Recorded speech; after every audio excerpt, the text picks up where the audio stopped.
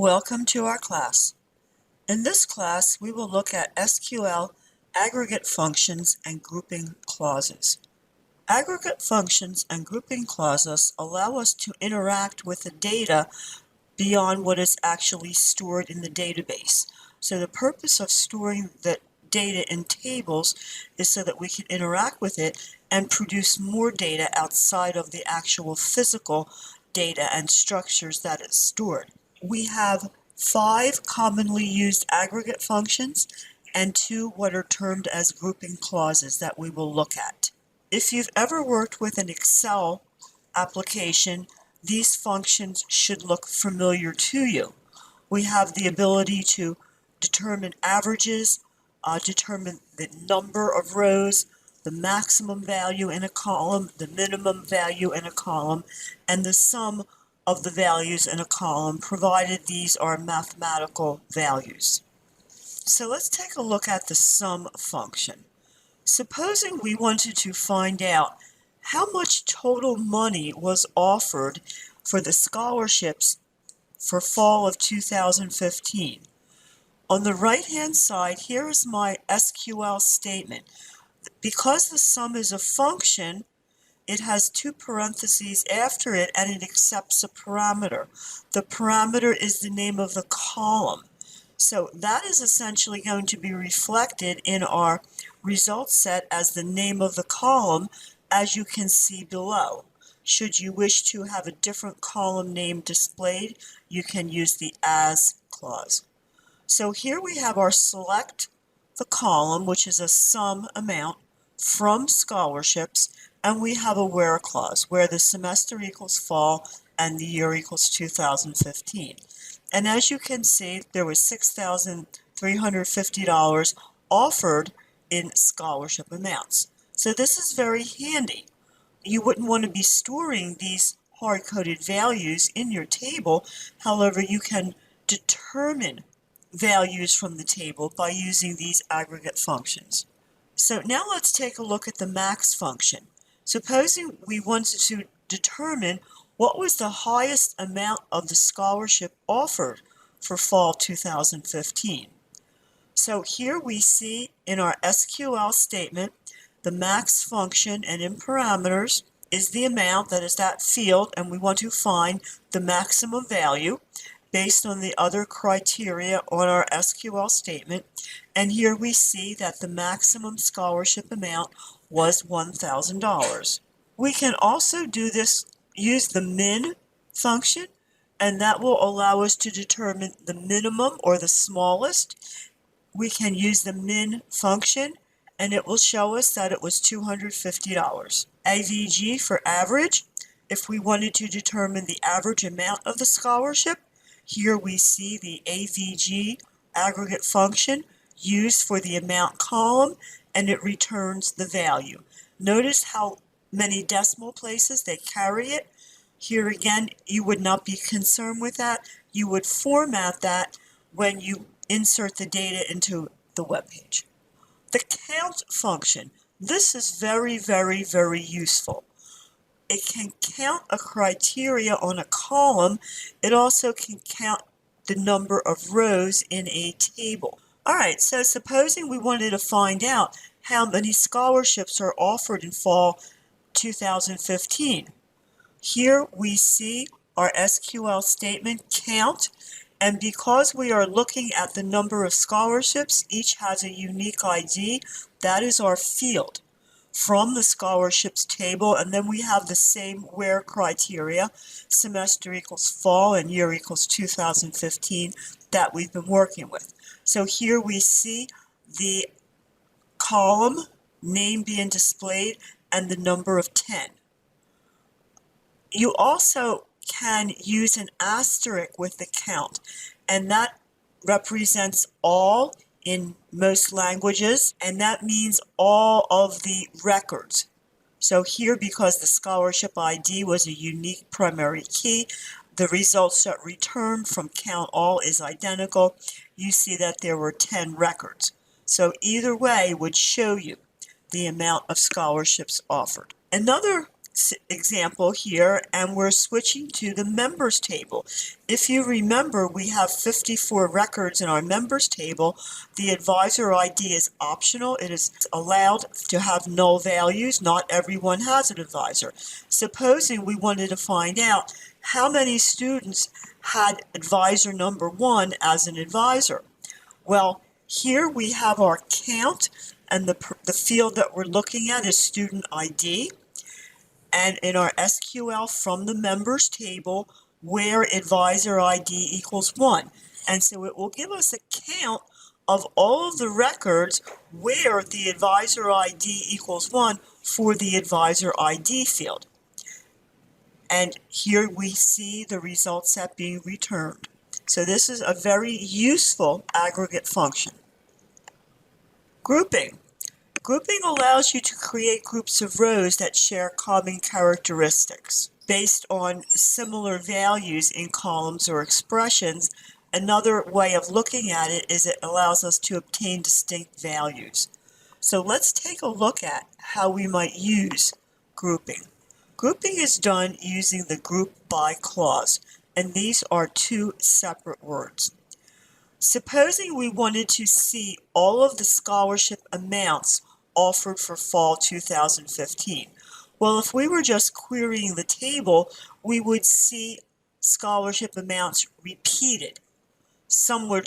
We had several for 250, several for 300, several for 500, etc. We don't necessarily want duplicates. We want to see just the actual amounts that are being offered.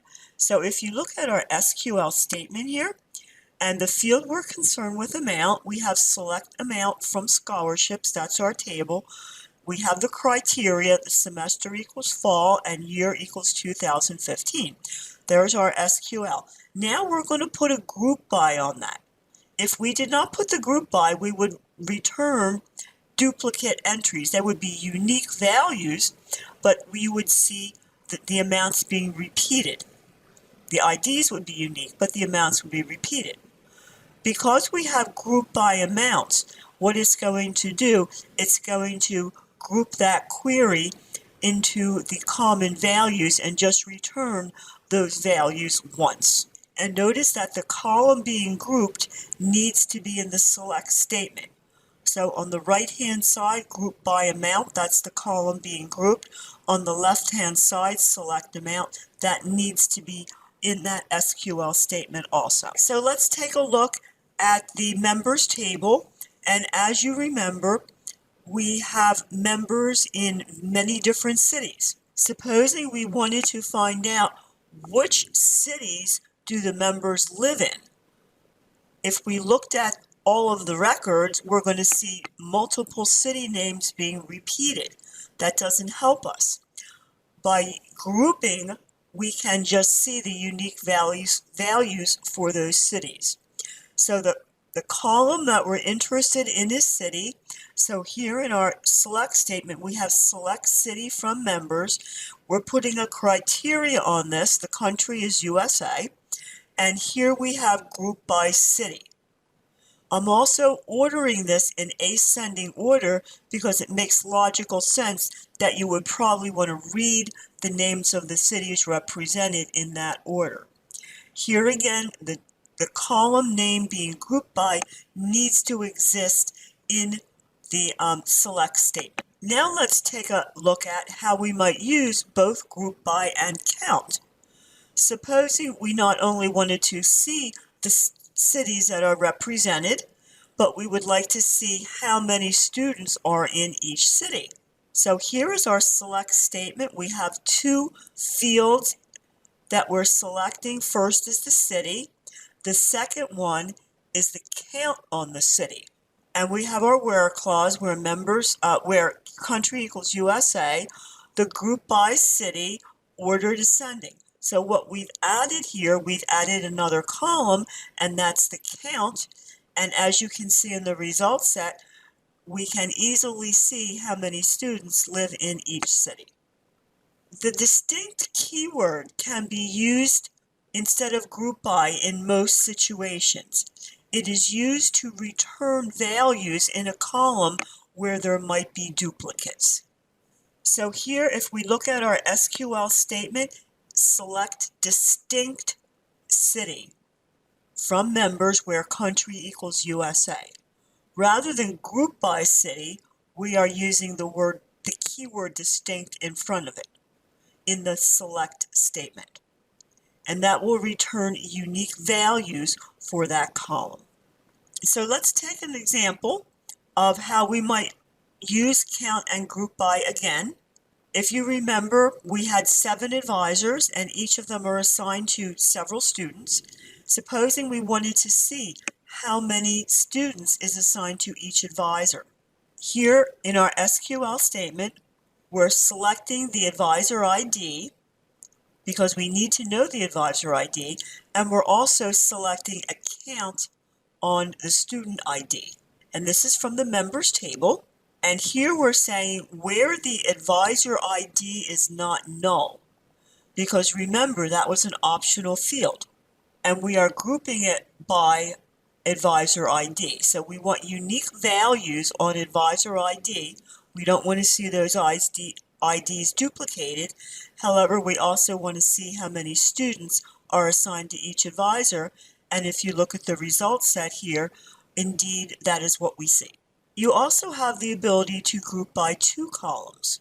So in this scenario, we are asking, what are the total amounts of the scholarship for each year and for each semester? So if we look at our SQL statement, we are selecting using the sum aggregate function for the amount column. So we want the sum of the amounts. And notice, I am using the as clause. So rather than seeing the aggregate function in the heading of a column, I'm going to see the literal phrase scholarships total. So we want the sum, we want the semester, and we want the year. Our table is the scholarships table, and we're grouping it by 2 values, semester and year. So that allows us to see the total number of scholarships offered for the fall semester in 2015 and for the spring semester in 2016. Another way that we can use the count aggregate function is with the relational operator greater than, less than, and equal to. In this example, we are going to use the having clause instead of where. So when you're filtering using an aggregate function, you cannot use where, you need to use having. So what we want to see here, we want to see which students received more than one scholarship. In the scholarships underscore students table, that is just a list of tables with the student ID, the scholarship ID. So in that table, if we queried it, we could find out how many students, or at least the IDs of those students, who received more than one scholarship. In our SQL statement, here select student ID from scholarships underscore students, that is our table, and we're grouping it by the student ID. However, we have a clause here. We have having count asterisk is greater than 1, because most students just received one scholarship. However, there were 5 who received more than one. So this is the having clause, which logically substitutes for a where using an aggregate function. Another example of using the having clause and a group by is with the count. Not only do we want to see which students received more than one scholarship, but we want to see how many they received. So now we're going to be querying using the column student ID and also the other column, which will be an aggregate function, count scholarship ID. We still have the from students underscore scholarships tables. Our group by is the same. Our having count is the same. Our result set is different because now we're seeing not only the student IDs that received more than one scholarship, but also the name of the scholarship. If you wanted to actually find out information about the student or the scholarship, you would need to join those 2 tables, which we will look at later. You can also nest an SQL statement within a query, and this is called a subquery. So here we have a question to be asked. Which student received more than one scholarship and which scholarship did they receive? If we look at our SQL statement, here we have select all from scholarships underscore student, where student ID, and here's where our subquery comes in. We're using the in clause here, and the subquery is selecting the ID, which we did earlier, from the same table, grouping by the ID with the count greater than or equal to 1. So we have the same, we are displaying the scholarship ID and the student ID.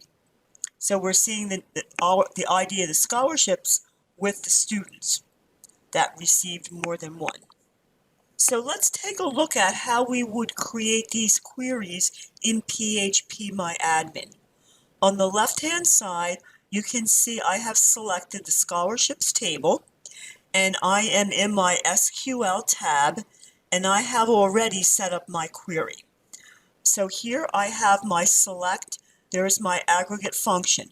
If it wasn't there, the minute I start typing, I get this very nice IntelliSense, and there's sum. I can select it.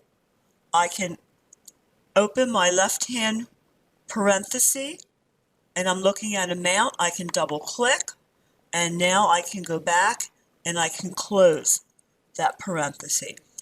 And I am leaving these quotes in. It's easier to present the information this way. However, if I were to use this in my PHP code, I would remove them. When I click go, here I can see the total amount of scholarships that are offered for the fall. If I wanted to change this to max, it's very easy. And here again, we have this very nice IntelliSense, and notice the SQL commands, functions, keywords should be uppercase. There's max. I can run my query, and there we are. I see my result set. I can go back in, I can use min, I can use average, AV. There we go. And I can run the query, and here's my result set. And this is what you always want to do before you put that query into a PHP document. You obviously want to run it and test it and make sure it is correct. All right, let's work with count, and I'm going to work with on the members table now. So on the left-hand side, I'm selecting the members table, and now I will click the SQL query tab, and I have my default SQL statement already set up for me. So I want to find out how many advisors we have in the members table. So rather than select all, I'm going to select count. There it is. And I'm working with the count on the advisor ID. So I will choose that field name. I will double click. I will come back in here. I will close my parentheses. I'm not going to use a where clause for right now.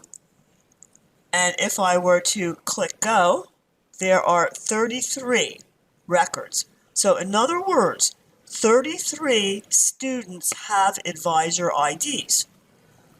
Remember, that was an optional field. Null values are allowed.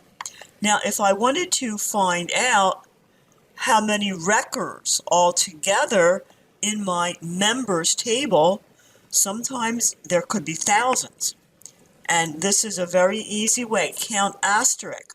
It's essentially saying all records. How many records are in this table? I click go, and here we can see there are 54. All right, let's stay with the members table, and let's take a look at displaying the cities that are represented. So I'm going to work with the city field. I will double click.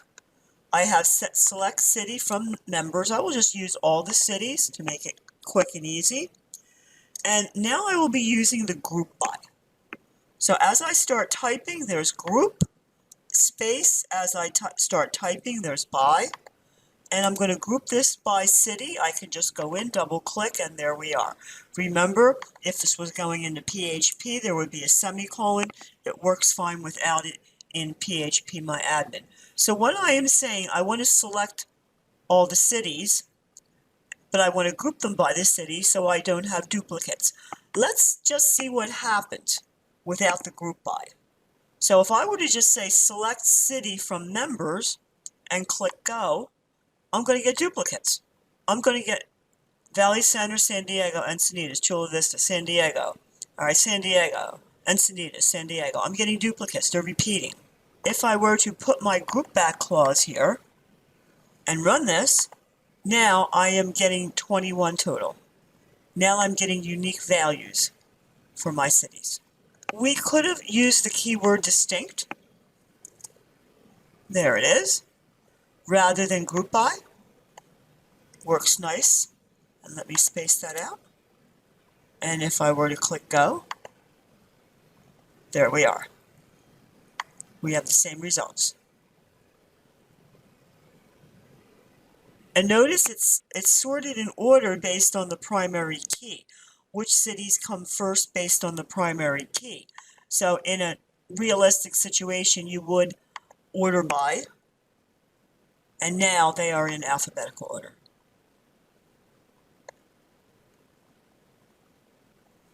Now let's take a look at the scholarships _ students table. And I will go into my SQL tab, and we wanted to find out which students received more than one scholarship. So we're looking at the student ID. So I want to select the student ID. We only have 3 fields here from the name of the table, and we're going to group by the student ID. And we have our having clause,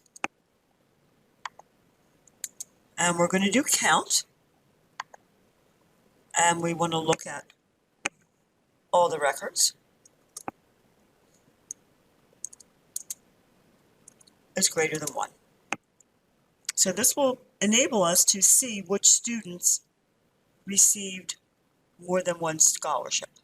And we will only see the ID once.